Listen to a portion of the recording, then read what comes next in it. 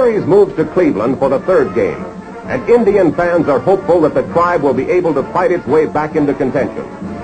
Despite threatening weather, a crowd of more than 70,000 is expected in the massive Cleveland Stadium, where all of baseball's attendance records have been set. Myron Wilson, president of the Cleveland Club, arrives long before game time to help root the Indians to a victory. Charlie Dressen, who managed the Dodgers in the past two World Series, has a different interest in this one. He's now manager of the Washington Senators. Another spectator who has switched allegiance since last year is Roy Hamey, who moved from the Yankee front office to the position of the Phillies general manager. Chris Speaker, Cleveland's famed baseball hero and one of the greatest center fielders of all time, talks shop with baseball's newest center field sensation, Willie Mays.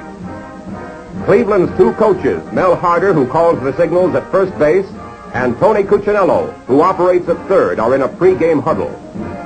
Manager Lopez will pin Cleveland hopes in the third game on Mike Garcia. The burly right-hander, called the Bear, won 19 games during the season as one of Cleveland's big three. Manager DeRocher counters with Ruben Gomez, the slender Puerto Rican who rolled up 17 triumphs for the Giants. There was action in a hurry in the third game. On Garcia's first pitch, Lockman singles to right.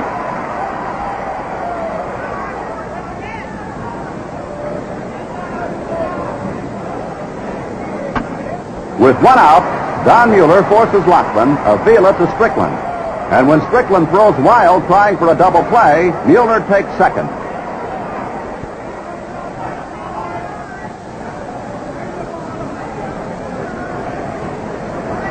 Mays gets his first hit of the series with a single to right, and Mueller scores to give the Giants a quick 1-0 lead.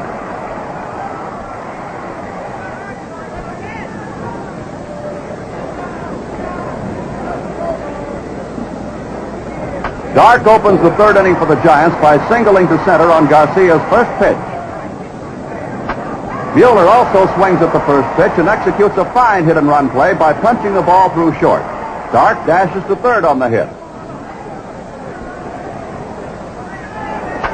Mays cuts at the first pitch, bounces to Majeski, and Dark is caught in a rundown. The other runners advance to second and third due to Dark's clever base running. Manager Lopez orders Thompson purposely pass to set up a possible double play for the right-handed hitting Monte Irvin.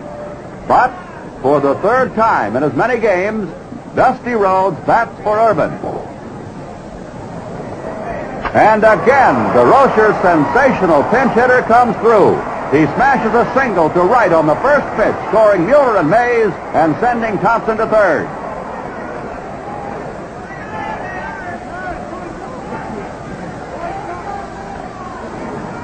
The varied talents of the Giants are evident again when Williams lays down a perfect squeeze bunt, scoring Thompson, and Williams is safe when Garcia throws high to first. It lengthens the Giants' lead to 4-0. The Giants' fifth. After one out, Thompson doubles to center, sliding into second safely on a very close play.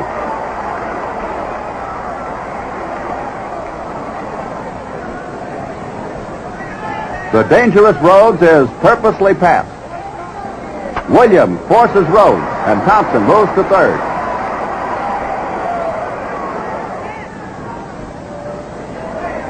Westrum singles to left, and Thompson scores, and the Giants now have pulled out to a 5-0 lead. With Ray Narleski pitching for Cleveland, the Giants add another run in the sixth to extend their lead to 6-0. But it's a different story in the seventh inning.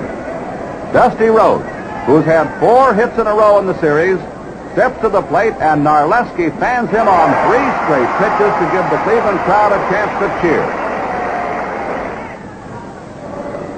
Williams is thrown out by Strickland.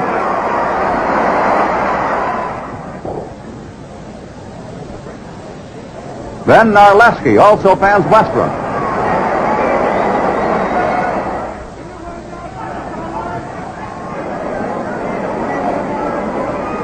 In the Cleveland half of the seventh, Wertz puts the Indians in the scoring column for the first time when he smashes a home run over the fence in right center. Scores. Giants 6, Cleveland 1.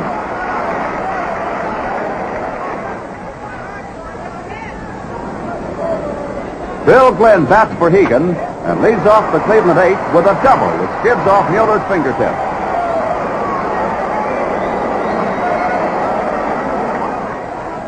Lopez calls on Dale Mitchell to bat for Narleski, and he grounds out to Lockman, moving Glenn to third. Al Smith grounds to Dark, who throws the ball wildly to first. Smith reaches second, and Glenn scores. Avila walks, and there are 2 Indians on base.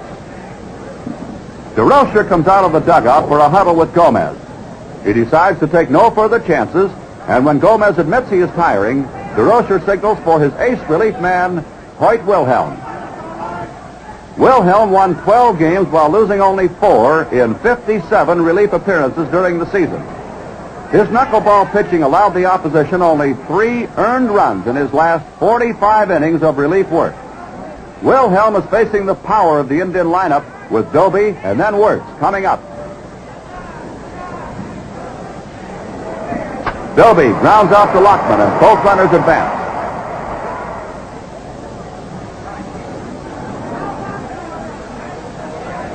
Then Wilhelm fans Wertz, and the Cleveland threat is over with the Giants leading 6-2.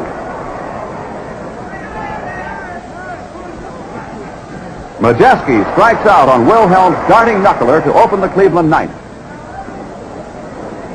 Philley grounds out to Williams on the first pitch. Lopez then calls on Dave Polk to bat for Strickland. It's Cleveland's final hope. Polk also grounds out to Williams on the first pitch, and the Giants win the game 6-2 and take a commanding 3-0 lead in the series. Wilhelm's brilliance has become almost commonplace. He needed only 13 pitches to retire the 5 men he faced. However, there were other heroes in this third straight victory for the Giants. Ruben Gomez pitched superbly in allowing only 4 hits in his 7 1/3 innings.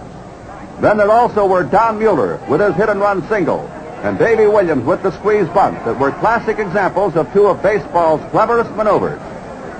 However, the decisive hit once again was delivered by Dusty Rhodes. Dusty has already driven in 7 of the Giants' 14 runs, and he's been at bat only 6 times. For the Indians, Vic Wertz continues to be the most consistent batting star.